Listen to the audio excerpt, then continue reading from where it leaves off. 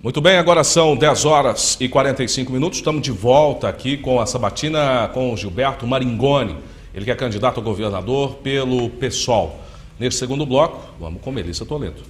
Candidato, dentro do setor de educação, a maioria dos candidatos ao governo do estado tem como prioridade o fim da progressão continuada.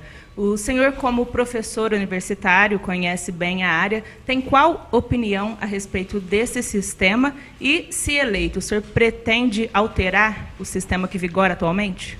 Olha, essa questão da progressão continuada virou o grande mantra, ou seja, o grande alvo dessa eleição, como se o fim ou o começo dela fossem resolver o problema educacional de São Paulo. Não vai.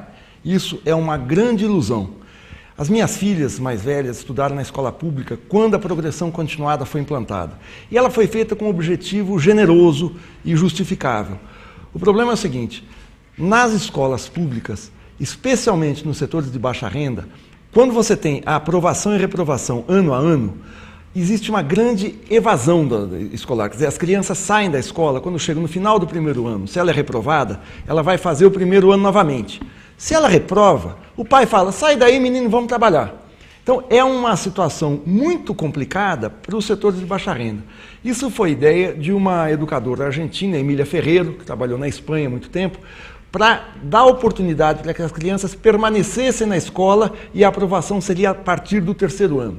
Só que tem um problema: isso também não soluciona o problema da educação, porque não é esse o ponto nevrálgico.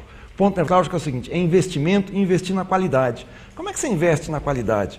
É investindo especialmente no que se chama capital humano, nos trabalhadores da educação, professores e funcionários, tendo planos de carreiras, fazendo com que o professor precise dar menos aula para se sustentar, ele possa se dedicar ao ensino, possa corrigir prova, possa preparar suas aulas. Sabe o que está acontecendo atualmente? Atualmente os professores que ganham um piso, começam a ganhar um piso de R$ 2.200 aqui em São Paulo, eles trabalham em 2, 3 escolas, dão aula no estado, dão aula numa escola particular, dão aula na prefeitura, não tem tempo de preparar aula, não tem tempo de corrigir trabalho. Como é que são as provas? São testes. Teste de matemática, teste de português, teste de geografia. Ninguém mais escreve. Então, quando sai uma avaliação, como saiu agora há 2 semanas, de que os alunos não têm uma boa fluência em português, é porque eles não estão escrevendo. Então é preciso remunerar o professor para ele ter mais tempo. É preciso melhorar os planos de carreira. Agora, você tem que equipar as escolas. Escolas sem biblioteca e sem laboratório não funciona.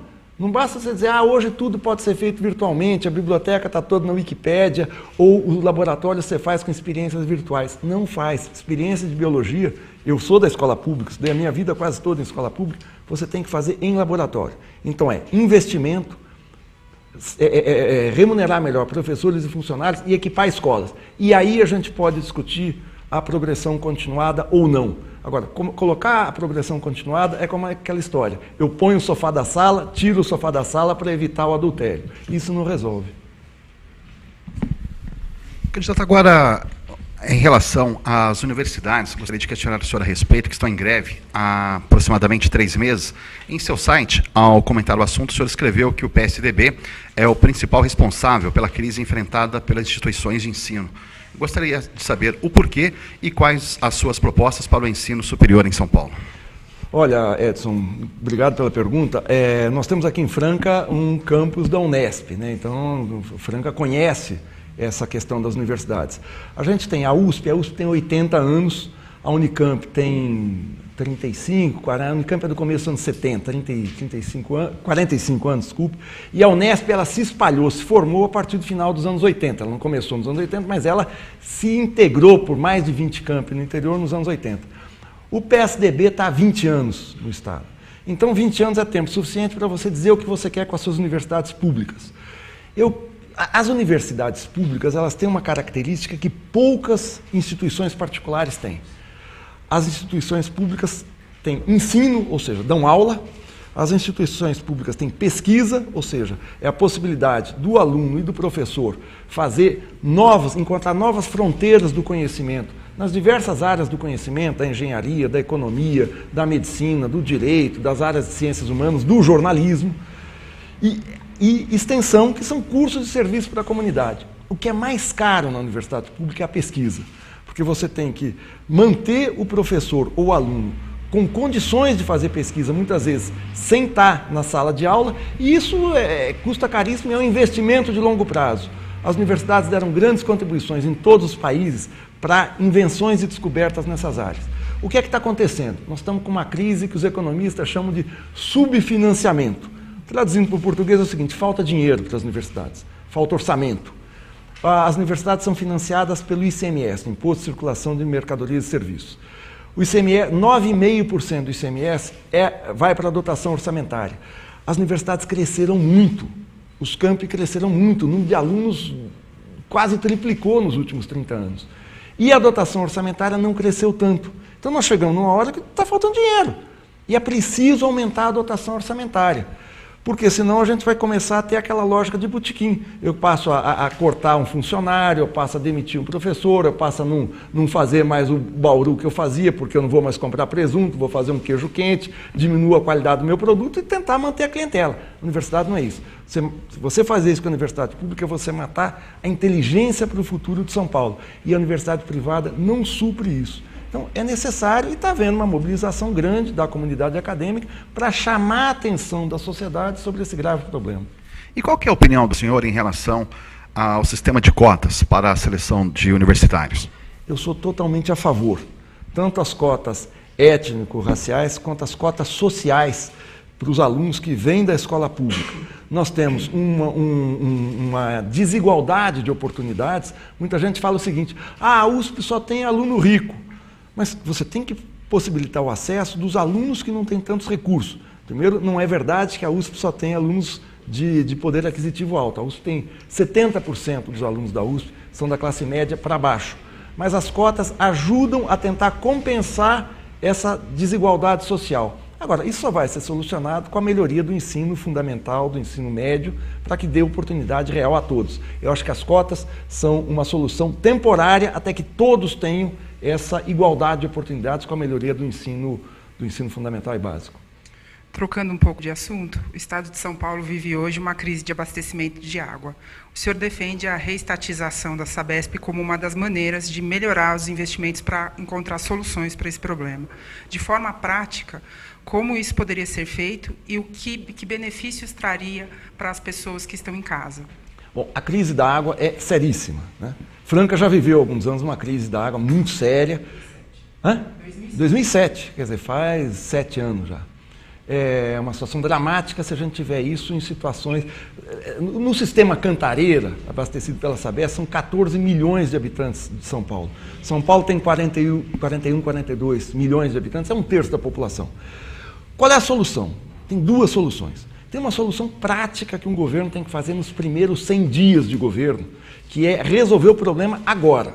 Resolver o problema agora passa por acelerar situações emergenciais, que é desvios de cursos de rio, a gente se articular com o estado do Rio de Janeiro, de Minas Gerais e com algumas cidades que tenham mananciais para abastecer emergencialmente.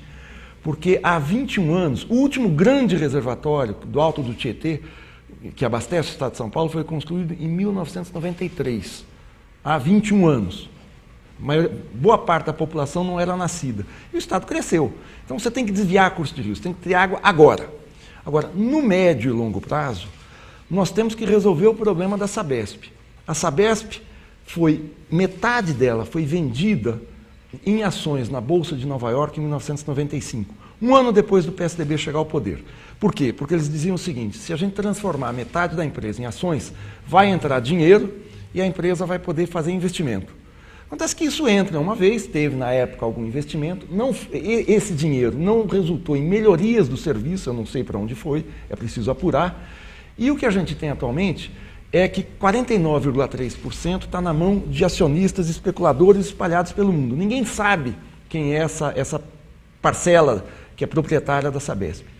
O lucro da Sabesp em 2013 foi de 1 bilhão e 900 milhões de reais. E a Sabesp distribuiu para os seus acionistas 532 milhões de reais. Foi direto para o bolso deles. O que acontece é que o lucro da Sabesp não vai integralmente para a melhoria do serviço e qualquer investimento que você joga na empresa, o BNDES fazer investimento, metade pode ir para a mão dos acionistas. Nós precisamos da eficiência para esse investimento. Então, quando eu digo que é preciso que o Estado retome o controle da companhia, não é por uma questão ideológica, é por uma questão prática e emergencial. Essa reestatização pode ser feita de várias maneiras. Uma é o governo do Estado investindo na parte estatal, que é um mecanismo que se chama capitalização da empresa. Eu boto mais dinheiro, a parte estatal cresce e eu vou retomando o controle. Outra é você comprar as ações que estão aí pelo mundo. Vai na Bolsa de Nova York, na baixa de ações, compra e retoma.